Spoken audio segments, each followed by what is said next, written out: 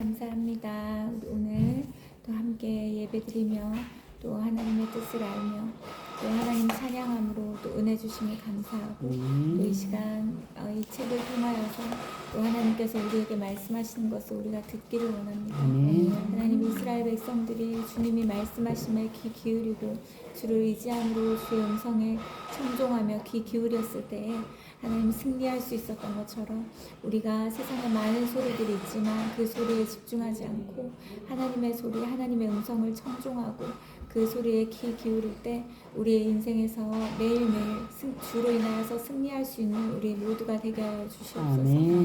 아버지, 우리 귀에 들리는 소리보다 우리의 영으로 들리는 소리를 더 귀하게 여기고 이것이 진리인 것을 믿고 그것을 붙잡을 수 있는 믿음의 사람으로 우리를 세워주시기를 원합니다. 이 시간 성령님께서 우리에게 말씀하여 주시고 은혜 내려주실 것을 믿고 예수님 이름으로 기도드렸습니다. 아멘. 네, 88쪽 밑부분 밑에 예수님께서는 일곱 번째부터 하면 되는 거죠? 네. 예수님께서는 일곱 번째로 화평하게 하는 자가 복이 있다고 말씀하셨다. 화평이라는 뜻은 에이레네. 이거 그 에이레네 목사님이 지어준 이름이거든요. 그래서 에이레네라는 뜻인데 요거는 평화, 평안을 의미하기도 한다. 예수님께서 평화를 사랑하는 사람이 복이 있다고 말씀하시지 않았다. 평화를 사랑한다는 사람은 수도 없이 많다. 예수님 모르는 사람도 평화를 사랑하는 사람 많아요. 그렇죠? 그런데 평화를 외치는 사람도 많다. 그러나 예수님께서는 화평하게 하는 사람, 다시 말해서 평화를 실행하는 사람이 복이 있다고 말씀하셨다. 화평케 하는 것에 그 중심에 있는 사람, 그 화평, 다른 사람에게 화평의 영향력을 주는 사람, 그쵸? 그걸 그냥 좋아하고 바라는 사람이 아니라 주도적으로 그 화평케 하는 역할을 하는 사람, 그걸 실행하는 사람을 주님은 복이 있다고 말씀하신다. 누군가와 더불어서 화평하게 살기 위해서는 자기의 것 가운데 무엇을 양보하거나 포기하지 않으면 안 된다. 양보하거나 포기하지 않으면 안 된다. 많은 사람들이 평화를 외치면서도 이루지는 못하는 것은 정작 평화를 위해 자기 것을 손해보려 하지 않기 때문이다. 그러니까 이 화평을 다 원하지만 그걸 위해서 대가를 지불하지 않으려고 한다는 거예요. 그렇죠? 무슨 뜻인지 아시겠죠? 그래서 하나님께서는 인간의 죄로 말미암아 단절되었던 인간과 화평의 관계를 회복하기 위해서 어떻게 하셨습니까? 그 독생자를 십자가의 제물로 내놓으셨습니다. 그렇죠? 이처럼 자신을 비우고 버리지 않고서는 누구와도 화평할 수 없다. 그러므로 누군가와 화평을 이루기 위해선 자기를 비우고 버리는 사람이 복된 것이다. 바로 그런 사람이 하나님의 아들이라 일컬음을 받을 것이기 때문이다. 그렇죠? 가정에서 보면요, 가정에서 보면 화평케 하는 역할을 하는 사람이 있습니다. 자기 중심적으로 생각하고 움직이고 행동하고 그래서 아무리 나를 사랑하고 나를 위하는 가족이라 할지라도 그 가족들에게 피해가 되는 경우들이 많이 있어요. 그렇죠? 왜냐하면 가정이라는 곳은 어떤 곳입니까? 이 사회에서, 직장에서, 학교에서 다 긴장하면서 이렇게 있다가 가장 편하게 있을 곳이 이 가정인데 그 가정에서 나만 편하면 된다고 생각하고 이기적으로 행동하여 자신이 다른 사람이 평안하기 위해서 대가를 지불하지 않고 양보하지 않고 배려하지 않고 자신이 편안한 것만 계속 추구한다면 그 가정은 행복할 수가 없어요. 그 가정 행복할 수 없습니다. 그래서 어떻게 해야 됩니까? 거기에서도 서로 화평케 하는 역할을 해야 됩니다. 조금은 더 양보하고 조금은 더 이해하고 조금은 더 배려하고 이것이 가족 안에도 있을 때 서로가 행복한 가정이 되는 것이지 그냥 가정이라는 울타리 안에만 들어가면 그냥 행복해지는 저절로 행복해지는 것이 아니다. 그래서 우리도 보면 보세요. 우리도 우리의 엄마나 우리의 부모님이 우리를 위해서 대가를 지불하셨기 때문에 가정 안에서 여러 가지 우리가 유익을 볼 수 있었고 사랑을 얻을 수 있었잖아요. 똑같아요. 그래서 모두 다 피곤하다가 모두 다 두루누워 있으면 아무도 또 밥할 사람도 없고 그쵸, 식사를 제때 할 수 없지만 그때의 가족들을 사랑하는 엄마의 사랑이 또 움직여서 그 대가를 지불하고, 그쵸, 자신이 힘들고 피곤하지만 쉴 수 있는 그것을 포기하고 내려놓고 그 가족들을 위해서 희생할 때 이런 것들이 가능하더라고요. 그래서 저는 보면 이 결혼을 위해서 준비하는 것에 정말 중요한 부분이 희생인 것 같아요. 희생과 헌신. 그래서 희생하지 않고 헌신하지 않은 가족 구성원이 있을 때 나머지 가족들이 너무 큰 피해를 봐요. 근데 서로 희생하려고 하고 서로 더 헌신하려고 할 때 그 가족들은 엄청 화목합니다. 엄청 화목해요. 밑에 보면 두 번째 단락에 보면요, 우리가 하나님의 자녀임을 입증하는 증거는 교회에서 열심히 봉사하는 것만으로 충분하지 않다. 그 증거는 우리가 얼마나 많은 사람과 화평한 삶을 사느냐, 화평을 위해서 우리의 것을 얼마나 포기하느냐로 드러난다 되어 있어요. 그리고 사도 바울은 자신의 유익을 구하지 아니하고 많은 사람의 유익을 구하여서 그들로 구원을 받게 해라. 내 유익만 구하지 말고 다른 사람 유익 구하게 해서 그 사람들을 도와라. 이렇게 이야기합니다.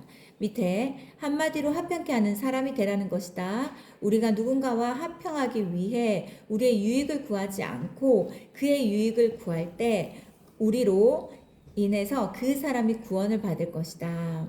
그래서 우리는 복된 사람인 것이다. 우리로 하여금 구원을 받게 한 우리는 그로 하여금 구원을 받게 한 우리는 하나님의 진정한 자녀이기 때문이다. 네. 누군가가 구원을 받기 위해서, 누군가가 희생하기 위해서 보면요, 다 그게 필요합니다. 교회를 청소하는 것부터 식사를 봉사하는 것부터 설거지하는 것부터 뭐 반찬 사역부터 모두 다요, 얼마나 많은 대가와 수고와 헌신이 필요한지 모릅니다. 근데 그것의 열매가 무엇입니까? 영혼 구원. 영혼 구원. 그것이 있기 때문에, 왜냐면 한 영혼이 주께 돌아오는 것을 주님이 가장 기뻐하시고 하늘나라에서 잔치가 벌어진다고 했는데, 그것을 위해서 우리가 그 영혼이 그 어떤 물질보다, 내 어떤 힘보다, 내 어떤 것들보다 귀하다라는 것을 알기 때문에 우리는 그것을 위해서 대가를 넉넉히 지불합니다. 기쁘게. 그쵸? 밑에 보면 마지막으로 예수님께서는 의를 위하여 박해를 받는 자가 복이 있다고 말씀하신다. 의를 위하여 박해를 받는 자 복이 있다. 헬라 원문의 받은이라는 것은 이미 현재 완료형이다. 그래서 현재 완료형은 밑에 보면 과거에서부터 현재까지 이어지는 동작을 이야기한다.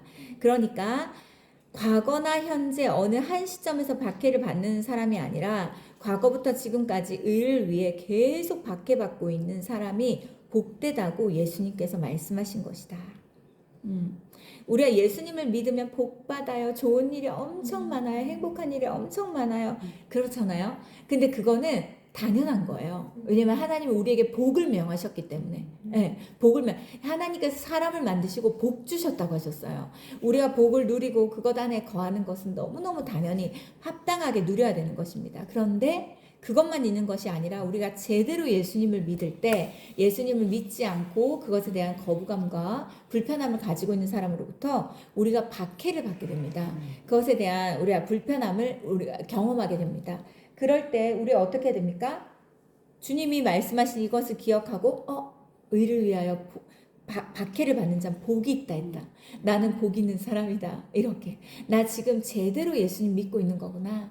적당히 타협하며 믿는 사람이 아니라 제대로 예수님 믿고 있는 거구나. 이것을 생각하면 됩니다. 그런데 우리가 지혜롭지 못해서 지혜롭지 못하게 기도하지 않고 무턱대고 무모하게 막 이렇게 예수님에 대해서 드러내다가 그걸로 인해서 피해가 오는 것은 자신의 무지함 때문인 것이지, 어리석음과 미련함 때문인 거지, 그거는 의를 위하여 박해를 받는 것이 아니에요. 무지함. 그래서 이 부분에 대한 지혜가 되게, 분별과 지혜가 필요합니다.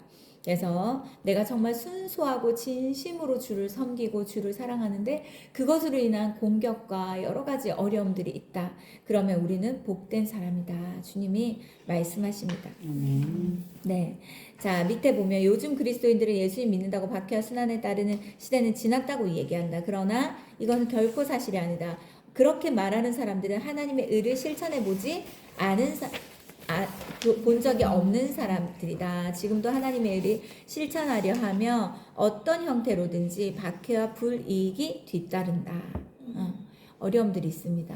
세금 문제라든지 뭐 여러 가지로 정직해야 될 때 정직한 것이 오히려 어리석어 보이는 그런 세상에서의 그 방법들이 있습니다. 그것 안에서 정직하고 진실하게 살 때 사람들이 손가락질합니다.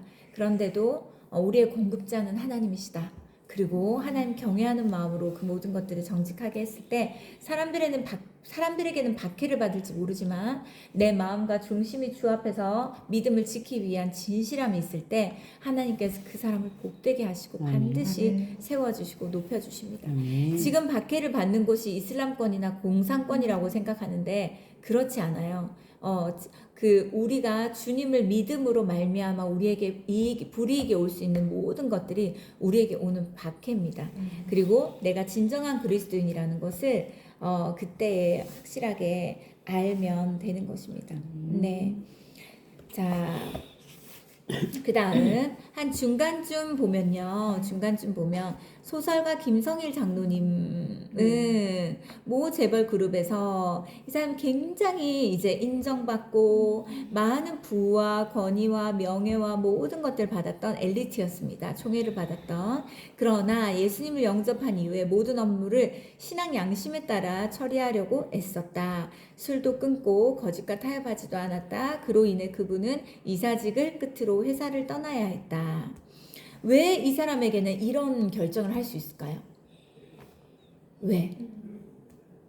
더 탄탄대로로 올라갈 수도 있고 월급은 더 많아질 수도 있고 명예는 더 높아질 수도 있는데 왜 이렇게 할 수 있을까요? 아 진짜 어리석다. 왜 이렇게까지 해야 되나? 라고 생각할 수 있잖아요. 왜 그럴까요?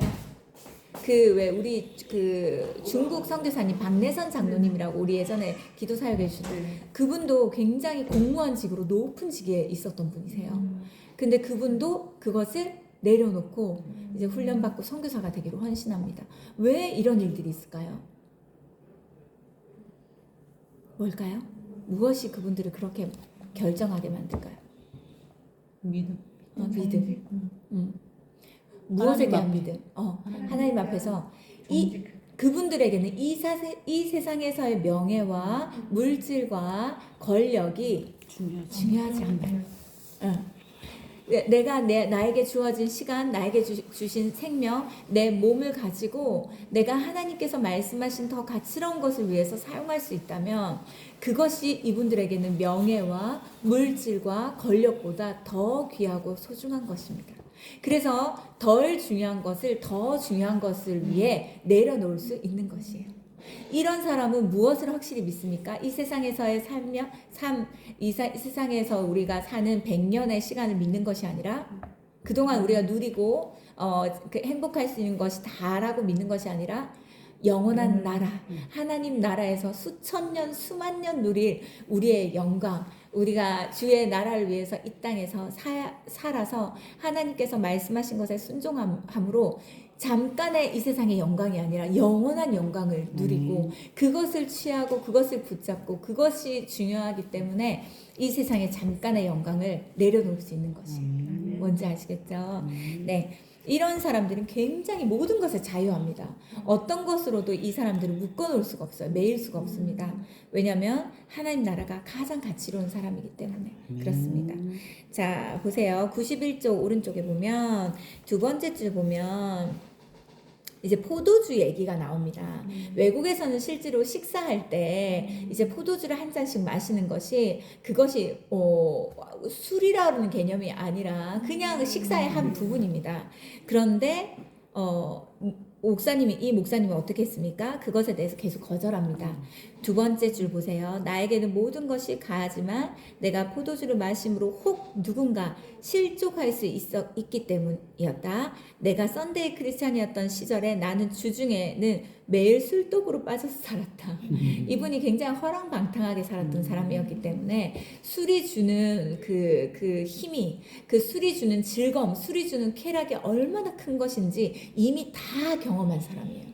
그렇기 때문에 한 모금 입에 한 잔 마시는 거 이것은 괜찮다라고 생각할 수 있지만 이것으로 인해서 누군가가 실족하고 누군가가 넘어질 수 있다면 난 그것을 하지 않겠다. 모든 것이 가하지만 그 모든 것들을 나는 선택하지 않겠다라고 이야기합니다. 그리고 중간쯤에 보면 혹시 어떤 교인이 내가 포도주를 마시는 광경을 본다면 예전에 나처럼 이 목사님이 보셨대요. 어떤 목사님이 그냥 포도주는 괜찮아 하고 술 마시는 거 보셨대요. 아, 목사님도 마시니까 나도 마셔야지 하면서 이분이 마시기를 시작하고 그것이 점점점 이제 커지면서 나중에 조절을 할 수 없을 만큼 알코올 중독자가 됩니다. 그래서 오른쪽에 보면 이 목사도 마시는데 뭘 하면서 상당 기간 동안 자신의 과음을 정당화하지 않겠는가 자신처럼. 누군가가 자신의 과음, 자신의 음주에 대해서 타협할 수 있는, 정당화할 수 있는 거리를 자신이 제공한다면 차라리 내가 그것을 하지 않고 내가 이 사람들에게 오해를 받더라도 뭔가 그 어려움을, 불편함을 주더라도 어쩔 수 없이 그것을 하지 않겠다라고 이야기합니다. 밑에 보면 그것은 목사로서 교인들의 유익을 위함이었지만 결과적으로 맹물만 마시는 나는 스위스 목사님들에게는 지식한 금욕주의자나 맹목적인 율법주의자로 취급당해야만 했다. 너무 지나치다. 너무 과하다. 너무 극단적이다. 이런 얘기를 들을 수 있습니다. 그런데 사실은 사람들이 내 마음을 알아주고 안 알아주고 중요하지 않아요. 하나님 앞에서 내 중심이 중요한 것이지 그 사람들에게 모든 사람들에게 이해받을 필요도 없고 모든 사람들에게 사랑과 인정을 받을 필요는 없습니다. 모든 사람들이 인정하고 사랑하면 뭐합니까? 하나님이 인정치 않으시면 끝이에요. 그렇죠? 모든 사람들이 인정치 않더라도 주님이 잘했다 하면 그걸로 오케이인 것이에요. 그래서 목사님은 그렇게 했다 말씀하고 밑에 보면 박해의 시대는 결국 끝나지 않았다. 하나님의 의를 쫓아서 바른 신앙 양심으로 살려 하면 주님 오시는 날까지 여러 형태의 불이익을 당하게 될 것이다. 그 다음에 옆에 보면 그것을 감내하는 사람은 복이 있다. 천국이 그들의 것이기 때문이다. 오른쪽에 보면 그들은 예수 그리스도 안에서 이미 천국을 얻었기에 세상의 불이익을 기꺼이 감당할 수 있다. 천국을 얻은 사람은 무엇이 크고 무엇이 작은지 구별할 줄 알기 때문이다. 천국을 얻은 사람은 어떻게 사는 것이 인생을 건져 올리는 삶이고 어떻게 사는 것이 인생을 물거품처럼 날려버리는 것인지 이미 명확하게 알고 있다. 이렇게 이야기합니다. 네. 네. 일단 우리가 천국에 대한 가치를 알아야 사실 이게 가능한 거거든요. 어떠세요? 천국에 대한 가치, 귀함에 대해서 실감 나십니까? 나는 내가 갈 천국이 있어. 난 천국이 있어. 그것이 얼마나 아름다운 나라인지, 그것이 얼마나 영광스러운 곳인지. 그곳에서 우리가 하루만 살아도 너무 행복할 텐데 평생 영원히 산다는 거 이것이 실감 나세요? 어떠세요? 생각은 나는 하는데 네, 실감은 잘 안 나죠. 근데 우리가 천국을 놓쳐버리는 그 순간부터 우린 이 세상에 집착하게 돼요. 이 세상을 붙잡게 되고 이 세상에 연연하게 되고 이 세상에 의해서 제가 우리의 행복과 불행이 왔다 갔다 하게 됩니다. 어지러운 인생을 살아가게 돼요. 그래서 천국에 대한 소망을 절대 놓쳐서는 안 됩니다. 우리에게는 우리가 가야 할 곳이 있다. 그래서 천국이 있다. 이곳에 대해서 늘 기억하고 잊지 않는 그 은혜가 우리에게 있어야 돼요. 그래서 우리 너무 현실에만 집중치 않고 우리가 이것이 전부가 아니라는 것을 이 현실 가운데 나와서 이것을 볼 수 있을 때 그 사람은 모든 것들을 평안하게 이 모든 것들을 아주 고요하게 이 모든 시간들을 지나갈 수 있는데 이것이 전부인 것처럼 살면요 그 문제도 너무 크게 느껴지고 이 상처도 너무 아프고 그러니까 맨날 완전 롤러코스터 타듯이 그렇게 힘든 인생을 살아가게 됩니다. 힘든 일이 있어도 어려운 일이 있어도 문제가 있어도 그것에 휘둘리지 않을 수 있는 것은 우리가 그곳에서 나와 그 모든 것들을 객관적으로 볼 수 있어야 되고 나는 이 세상에 살지만 이 세상에 영원히 사는 사람이 아니고 난 이 세상에 살지만 이 세상에 속하지 않았다. 난 하나님 나라에 속해져 있는 하나님 자녀이다. 하나님 백성이다. 그렇기 때문에 나는 이 세상의 다른 사람들과 다르다. 이런 생각을 가지고 살아야 됩니다. 지금 통장에 돈이 얼마가 있고 내 건강 상태가 어떠하며 내 자녀들이 어떻게 되고 있으며 이것이 내 행복의 전부라면 우리는 얼마나 힘들 때가 많겠어요. 그렇죠? 그렇지 않아요. 그리고 우리 엄마들은 좀 자유했으면 좋겠어요. 우리 자녀들에 대해서 물론 잘 키우고 최선을 다해서 키우는 거 중요하지만 하나님보다 우리가 더 사랑하는 것처럼 착각해서는 안 돼요. 하나님 앞에 이 자녀들을 온전히 맡겨드려 내 자녀이기 전에 하나님의 자녀라는 것에 대해서 우리가 꼭 기억해야 돼요. 마치 하나님은 아무것도 해주실 수 없고 내가 다 해줘야 될 것만 같이 자녀들을 위해서 발을 동동 구르면서 어떻게 하지 이렇게 하는 것은 사실 옳지 않아요. 그것은 부모의 사랑을 넘어서서 하나님께서 하셔야 되는 것까지 우리가 침범하는 선을 넘는 행동일 수 있습니다. 그래서 우리가 할 수 있는 것에는 최선을 다하되 우리가 할 수 없는 것에 대해 주님께 맡기고 자녀들한테 또 이야기하세요. 부모는 온전치 않지만 하나님 아버지는 온전하신 분이다. 나도 엄마 아빠도 하나님께 너희들을 맡겨드린다. 그리고 너도 엄마 아빠를 의지하기보다 하나님을 의지하면서 자라기를 원한다. 이 얘기를 계속 하세요. 그러지 않으면 엄마 아빠가 좀 상태가 좋은 것 같을 때는 좀 안정감 있고 편안함을 느끼다가 엄마 아빠가 뭔가 좀 상태가 안 좋은 것 같다 그럼 애들이 막 불안해합니다. 그러니까 부모에 의해서 너무 많은 영향을 받기 때문에 그러지 않기를 위해서 계속 기도하고 그것을 계속 얘기해 줄 필요가 있습니다. 뭔지 아시겠죠? 네. 그래서 자녀 때문에 막 감정적으로 너무 막 힘들었다가 좋았다가 행복했다가 이렇게 하지 마세요. 자녀를 주님께 그런 마음이 올라올 때마다 자녀를 계속 주님께 맡겨드리세요. 기쁜 일이 있어도 주님께 영광, 힘든 일이 있어도 하나님께서 어떻게 이 일을 풀어가실까 그걸 기대하며 기도할 뿐입니다. 우리가 그걸 가지고서 뭘 막 할 필요는 없습니다. 그렇죠? 제일 중요한 거 기도. 하나님께 이 자녀를 신뢰함으로 맡겨드리는 거 요거 하시면 됩니다. 한 9번째 줄 내려오면요 94쪽 이 무릎을 다치게 되잖아요. 그렇죠? 그 등산을 좋아하는 목사님이셨는데 근데 왼쪽 무릎 그 육체의 가시로 인해 나는 하나님의 말씀 속에서 하나님께 더 가까이 나아가는 여생을 살게 되었다. 인생 중반부를 맞은 내게 그보다 더 큰 복은 없다 라고 되어 있어요. 그러니까 이 아픔이 사실은 굉장히 좀 어려움이고 고통이긴 하지만 이 목사님이 보니까 어디 하나에 꽂히면 거기를 그걸 계속 하는 그런 분인 것 같아요. 그래서 몸을 사리지 않고 시간도 아까워하지 않고 근데 이것이 딱 이게 아파짐으로 인해서 내가 계속 말씀 앞에 더 나아가고 그래서 좀 불필요한 시간 과하게 취미활동으로 과하게 보내는 시간들이 줄어들게 되었다. 밑에 보세요. 누구에게나 인생에 가시는 있기 마련이다. 우리에게는 어떤 형태로든 분명 가시가 있을 것이다. 그러나 그 가시가 우리를 위한 하나님의 복임을 잊어서는 안 된다.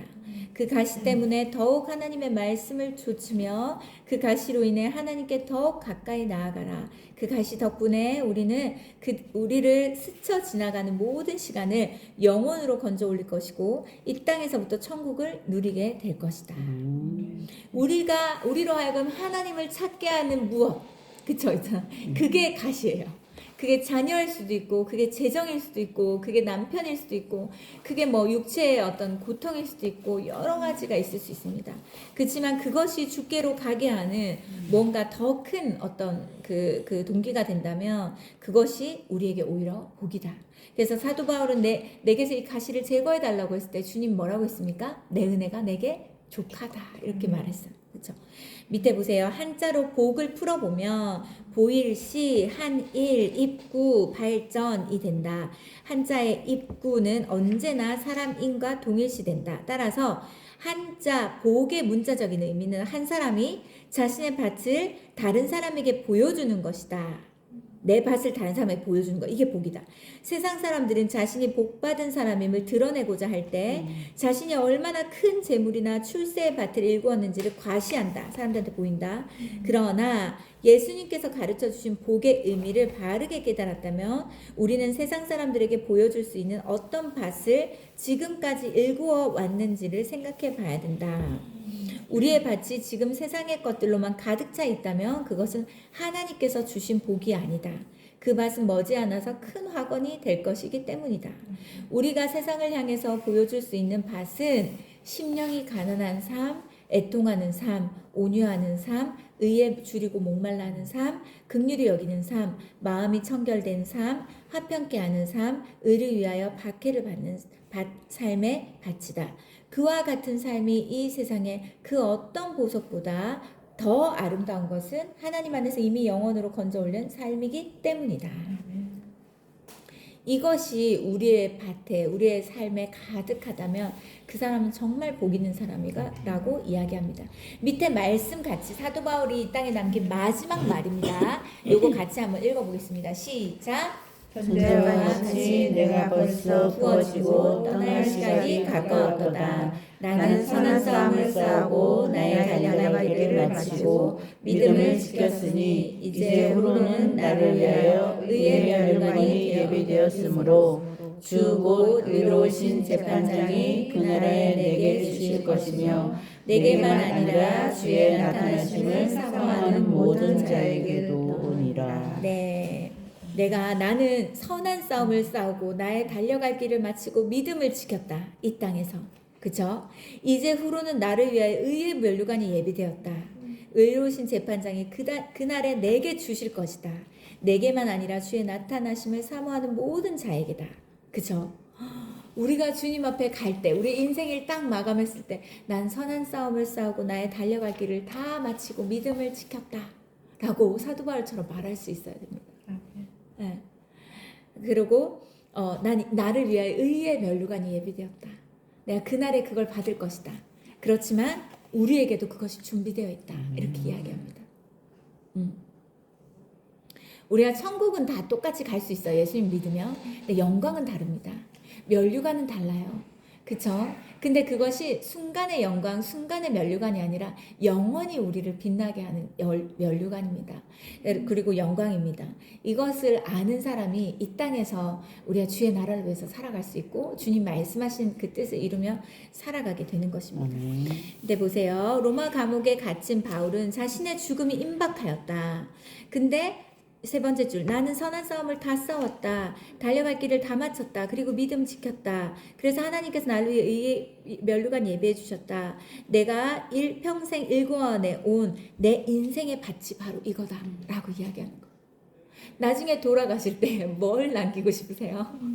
뭘 남기고 싶으세요? 이것을 당당하게 말할 수 있는 인생 우리가 살아야 됩니다. 부끄러운 인생이 아니라 당당하게 마지막에 끄트머리에 회개하고 간신히 구원받아 그냥 끄트머리에 이게 천국에 가는 그런 인생이 아니라, 그렇죠? 옆에 보세요. 바울이 우리에게 보여주고자 하는 것은 하나님에 의해서 영원히 건져 올린 복된 삶이었다. 그래서 그는 2000년이 지난 오늘도 천국에서뿐 아니라 우리 가운데서도 영원히 살아있다. 사도 바울이 쓴 이 수많은 성령님을 통하여서 쓴 것이지만 이 수많은 그 기록의 성경을 통해서 우리는 많은 지혜를 얻고 있습니다. 그렇죠? 자, 오른쪽 마지막에 이제 복에 대한 예수님의 설교 말씀에 대해 우리의 이름을 넣어서 읽으면서 이 장을 끝내기로 하겠습니다. 자, 읽어보겠습니다. 이름을 넣어서 시작. 복되도다 심령이 가난한 현수가, 왜냐하면 천국이 너의 것이기 때문이다. 복되도다 애통하는 현수가, 왜냐하면 내가 위로를 받을 것이기 때문이다. 복되도다 온유한 현수가, 왜냐하면 내가 세상을 기업으로 받을 것이기 때문이다. 복되도다 의에 줄이고 목마른 현수가, 왜냐하면 내가 배부를 것이기 때문이다. 복되도다 긍휼히 여길 줄 아는 현수가, 왜냐하면 내가 긍휼히 여김을 받을 것이기 때문이다. 복되도다 마음이 청결한 현수가, 왜냐하면 내가 하나님을 볼 것이기 때문이다. 복되도다 화평케 하는 현수가, 왜냐하면 내가 아들의 걸음을 받을 것이기 때문이다. 복되도다 의를 위하여 박해를 받은 현수가, 왜냐하면 천국이 내 것이기 때문이다. 아멘. 네, 이렇게 자 여기에서 여기 8복이잖아요. 8가지 복에서 우리 집사님들이 가장 뭔가 내가 이 부분에 대해서 좀 약한 부분이 있다. 이 부분이 아직까지 내 안에 내가 복으로 누리지 못하고 있는 것이 있다. 이런 거 혹시 있습니까? 한번 체크해 보실래요? 심령이 가난함, 하나님 향해서 늘 목말라하고 주를 찾는 거, 또 애통해하는 거, 하나님 향해서 간절히 부르짖고 그런 마음. 그 다음에 온유함이 무엇인지 우리 또 배웠죠. 말씀에 의해서 우리가 다 움직여질 수 있는 그런 것들, 의에 줄이고 목마른 거, 긍휼히 여기는 거, 마음이 청결한 거, 화평케 하는 거. 어떠신 것 같아요? 다 있습니까? 긍휼, 청결, 박해. 밖에 좀 어렵죠. 그런 어려움이 있을 때 굉장히 나 하나님 잘 믿고 있는데 왜 나한테 이런 어려움이 있지? 이런 생각들 제일 들잖아요. 큰 것 같아요. 그렇죠? 근데 우리가요 하나님에 대해서 진짜 바르게 하나님을 믿는 것은 무엇인지 바르게 정의와 이 개념을 가지고 있을 필요가 있습니다. 하나님을 믿고 하나님의 자녀로 산다는 것은 제가 아까 말했듯이 하나님으로부터 오는 모든 좋은 복들이 바로 나의 것입니다. 그렇죠? 그리고 내 인생이 내가 주인 되어 사는 것이 아니라 하나님이 내 삶의 주인 되어서 그분을 따라가는 삶이 하나님 자녀로서의 삶이에요. 그러니까 얼마나 안전합니까? 그렇죠? 내가 주도되어서 살면 내가 잘못 선택하면 어떡하지? 내가 잘못 가면 어떡하지? 나에 의해서 뭐가 어떻게 되면 어떡하지? 얼마나 불안하겠어요. 근데 주를 믿고 주를 의지함으로 주께서 인도하시는 것을 따라 살면 얼마나 안전합니까? 내 인생이. 그런데 우리가 하나님을 믿는 신앙, 하나님을 믿는 믿음이라는 것은 무엇이냐면 이런 복은 당연히 있는 것이고 당연히 누리는 것이고 이것에 더하여진 복이 있습니다. 뭘까요? 문제와 어려움과 그런 고통이 없는 것이 아니에요. 문제와 어려움과 고통이 없는 것이 아니라 문제와 고통과 어려움을 보는 우리의 눈이 달라져 있습니다. 그리고 그것을 넉넉하게 그것을 치워주시는 것이 아니라 그것을 이겨낼 수 있는 사람으로 우리를 만드십니다. 무엇으로? 믿음으로. 그래서 하나님을 믿는 것에 대해서 오해하는 사람이 되게 많아요. 하나님 믿으면 이것도 잘 되고 저것도 잘 되고 막 잘 돼야 되지 않나라고 생각하면서 어려움이 딱 닥칠 때 실족하고 시험 들어서 교회를 떠나버립니다. 그건 하나님에 대해서 잘못된 이해를 가지고 있어요. 잘못된 신앙과 잘못된 믿음의 개념을 가지고 있는 것입니다. 그런 사람들이 하나님에 대해서 바로바로 등을 돌립니다. 진짜 하나님을 만나지 못한 것입니다. 그렇죠? 어려움이 없는 것이 아닙니다. 어려움에 대한 우리의 시각과 우리의 반응이 달라지는 것이고 그것을 이겨내는 힘이 달라지는 것이고 그것을 나 혼자 감당하는 것이 아니라 주님의 도우심으로 그 모든 것들을 함께 이겨나가는 것입니다. 가정 안에서도 문제가 있을 수 있습니다. 그렇죠? 문제가 있을 때 어떻게 합니까? 우리 지난주에 월요일 날 최지현 집사님 집에서 이제 신방 예배를 드렸거든요. 왜 드렸어요? 그 전날 이제 좀 서로가 좀 마음이 불편한 일들이 있었대요. 근데 보통의 가족들은 불편한 일 있을 수 있잖아요. 그러다가도 뭐 웃고 지나고 그냥 지나갈 때도 있고 그러잖아요. 근데 기도. 이거는 영적 전쟁이구나. 내일 우리가 목사님들을 모시고 예배를 드려야 되는데 왜 자꾸 이런 별거 아닌 걸로 우리 마음이 이렇게 불편할까? 우리가 기도하고 우리 예수 그리스도 이름으로 대적하고 이건 분별하여서 우리가 지금 기도해야 되겠다. 그러고는 뭐 예진이랑 우리 최지원 집사님 같이 기도했대요. 같이 기도하고 또 민재랑 같이 기도하고 자고 있는 아빠를 보면서 또 기도하고 그래서 이 가정 안에 이 공기를 기도로 바꿔놓는 거예요. 영적 공기가 있거든요. 다툼, 불편함, 분노, 원망, 짜증, 불평 이런 공기들이 있습니다. 누군가가 그것을 딱 켜기 시작할 때 이게 확 확산되는 게 있어요. 이 안 좋은 건 얼마나 빨리 번지는지 모릅니다. 그 확 확산됩니다. 근데 누군가 노력은 하겠죠. 누가 지금 불편하구나. 내가 좀 해줘야지 했는데 그거에 대해서 이해받지 못하고 내 배려에 대해서 인정받지 못할 때 서로가 더 불편함이 커집니다. 그렇죠? 그럴 때 빨리 분별해야 됩니다. 그리고 우리 교회, 우리 가정 안에 지금 어떤 공기가 흐르는가? 근데 우리 가정 안에 지금 흐르는 영적 공기가 무엇인가? 그렇다면 이걸 바꿔놓기 위해서 우리가 지금 뭘 해야 되는가? 그런데 너무 잘 하더라고요. 그래서 우리는 그냥 이렇게 할 수 있잖아요. 막 서로 마음은 막 엄청 불편한데 아무렇지 않은 척 홀리하게 이렇게 예배 드리고 말씀 듣고 목사님 뭐 이렇게 하고 다 할 수 있잖아요. 그렇죠? 그렇지만 그러지 않기로 결정하고 그 전날 그것에 대해서 우리로부터 이것이 나오는 것이 아니다. 그렇다면 우리의 마음을 불편하게 하는 어떤 것에 대해서 우리가 알고 우리의 예수 그리스도 이름으로 그것을 담대하게 내어 쫓고 그 다음에 이 가정 안에 서로 용서하고 이해하고 사랑으로 하나 되고 서로 감사하고 화해하고 이런 것들 풀어놓기 시작한 거죠. 그것을 누군가가 먼저 시작을 딱 한다면 그것이 또 엄청나게 빠른 속도로 영적인 공기가 거룩하게 바뀌어집니다. 그것이 하나님 나라가 되는 거예요. 그래서 가정이요 지옥 같을 수도 있고 천국 같을 수도 있는 것이 이것 때문이에요. 그렇죠? 돈이 없어 먹을 것이 없어 지옥 같은 게 아니에요. 우리의 마음이 지옥 같을 때 그 가정이 굉장히 우리를 힘들게 합니다. 그런데 먹을 게 부족하고 뭔가가 부족해도 우리의 마음이 행복할 수 있잖아요. 그렇죠? 그럴 수 있습니다. 그래서 이런 것들 우리가 뭔가가 근데 이걸 분별하는 그 사람이 필요합니다. 우리 왜 그러지 짜증나 모르겠어 각자 다 방에 들어가 있고 막 씩씩거리고 있다면 그냥 그렇게 지나가 버려. 예수님 알지 못하고 하나님에 대해서 믿음이 없는 가정들과 똑같이 그 가정을 지납니다. 그런데 누군가는 분별하고 깨어서 우리 왜 이렇게 하고 있지? 뭔가가 이상하다. 그렇다면 우리 한번 기도해 보자. 그리고 그것을 기도하기 시작하고 분별하여 그 이유를 찾아내기 시작하고 그것에 대해서 약간 그 어둠을 내어쫓고 그 안에 빛이 임할 수 있도록 그 빛을 풀어놓고 진리를 풀어놓고 사랑을 풀어놓는 이것들을 해갈 때 우리 달라지는 거예요. 그렇죠? 그 역할을 우리 집사님들이 하셔야 됩니다. 그렇죠? 하셔야 돼요. 그래서 우리 아이들이 뭐 좀 힘들 수 있잖아요. 그럴 때 어떻게 해야 됩니까? 나도 힘들다고 이러면서 너보다 더 힘들어. 네가 내가 엄마가 일하는데 와서 해볼래? 너 하루도 못할 거야. 뭐 이렇게 말할 수 있잖아요. 그런데 우리 어떻게 말해야 됩니까?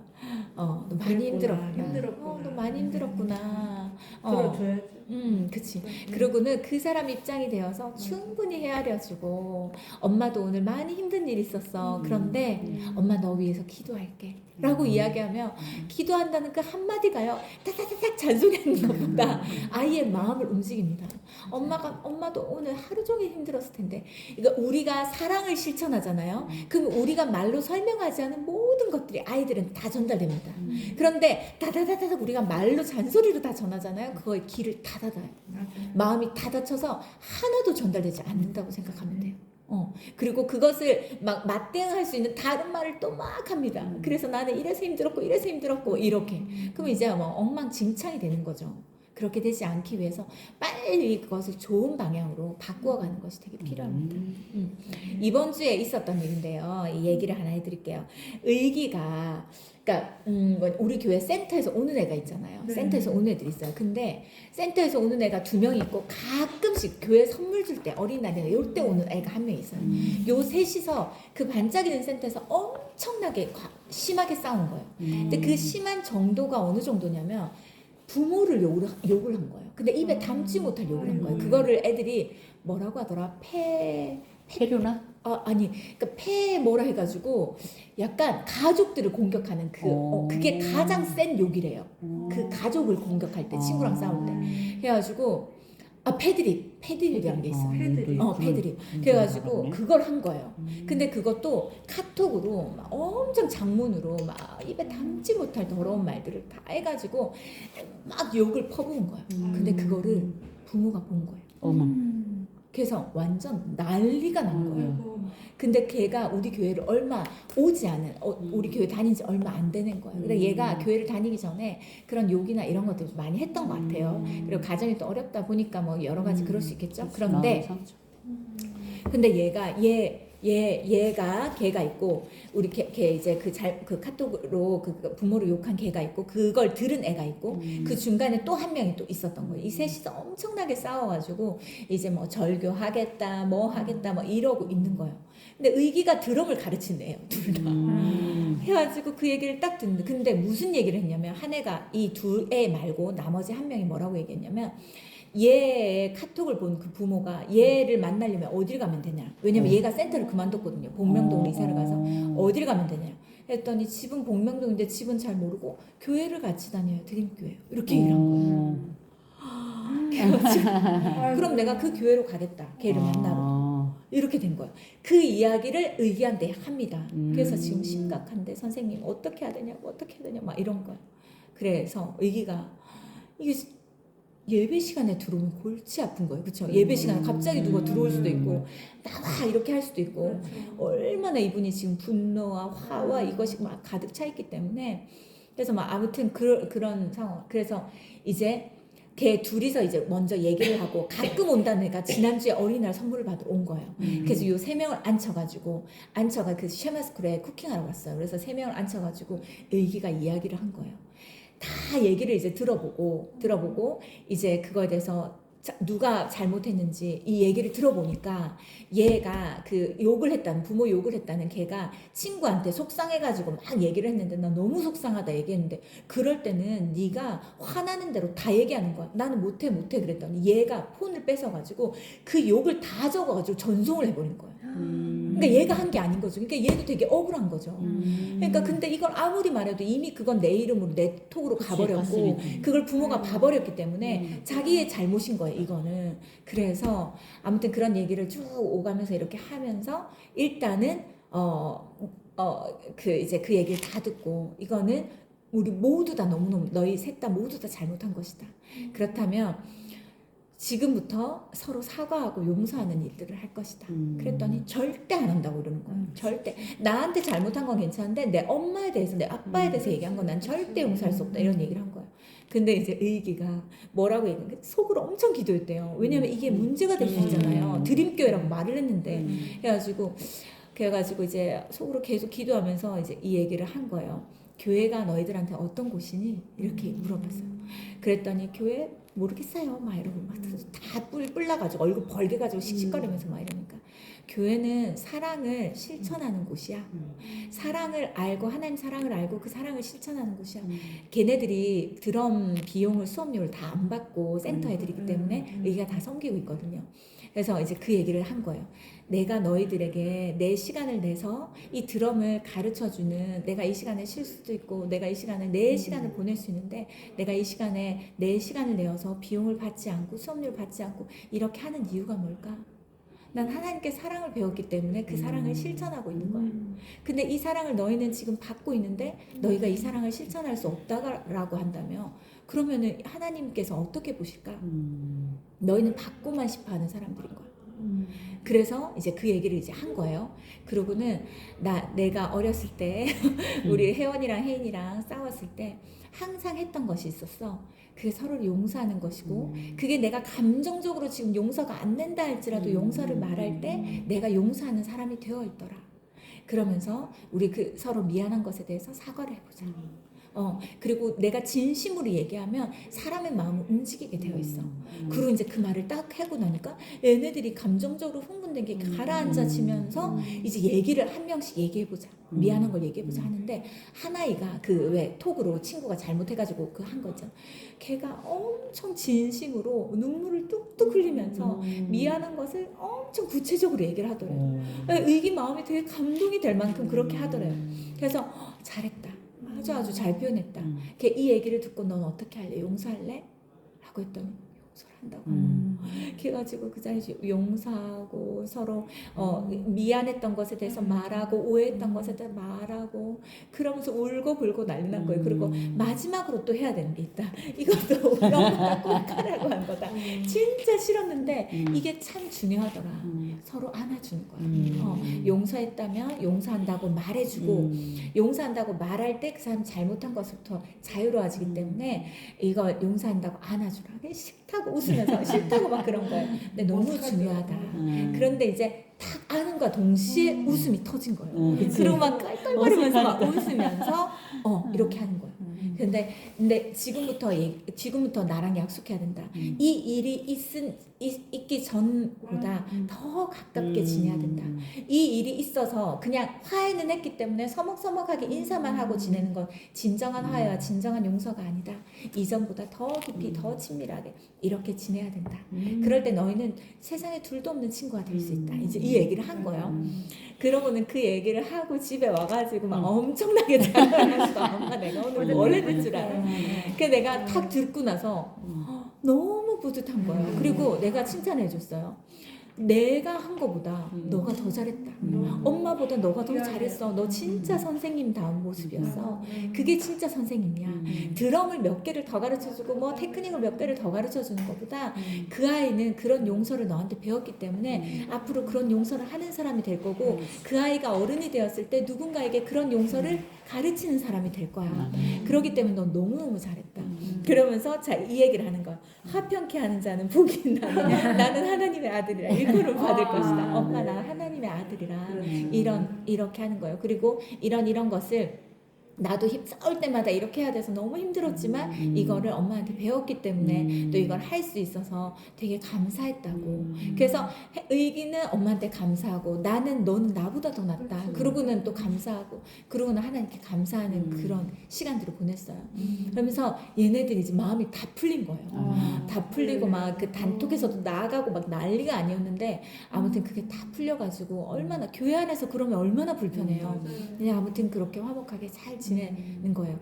이게 말씀으로만 끝나는 것이 아니라 우리의 삶 속에 얼마나 깊숙이 있는지 모릅니다.